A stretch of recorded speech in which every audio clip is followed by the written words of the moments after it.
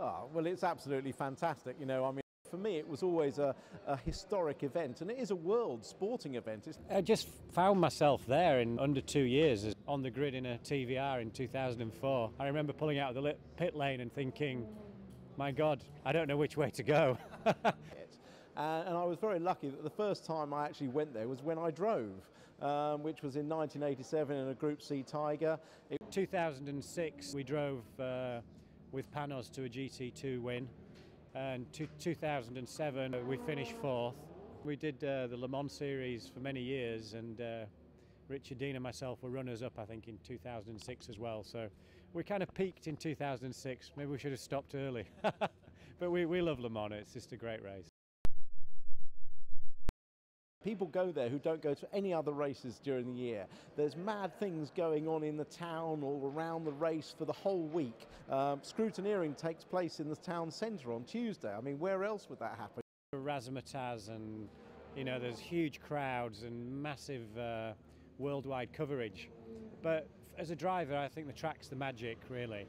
You know, the fact that nobody really gets to practice on it because it's a road track. Or predominantly the main part of it is on the streets, and it's just the mixture of incredibly high speeds going down the Mulsanne Straight, but then the sort of Porsche curves, you know, where your car's fully loaded and you're really on it through there, and one mistake and your race is over. I mean, Le Mans is a race that you have to take really seriously, or you're probably going to end up dead.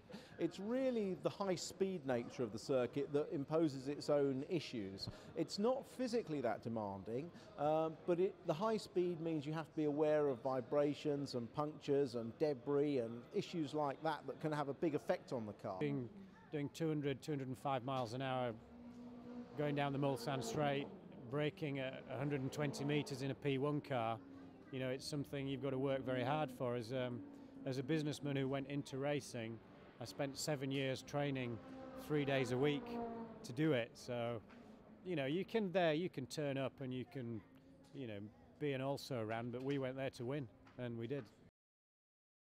But it's going to be a fantastic battle, certainly between Audi with their new car and the updated Peugeot.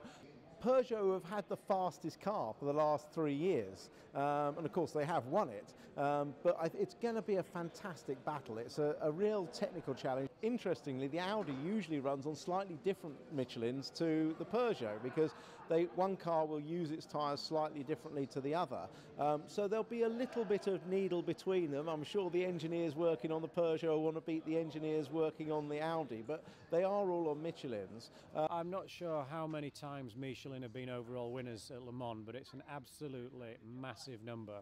You know, something like last 30 times or something, and that's no accident. It's about the consistency of the tyre and the fact that top teams want to run those tyres and rely on Michelin to provide the technical service which they always do. They've reduced the fuel tank allowance for the diesel cars, so I think, you know, we're going to see a great race whatever happens, but Peugeot will be desperate to win it again.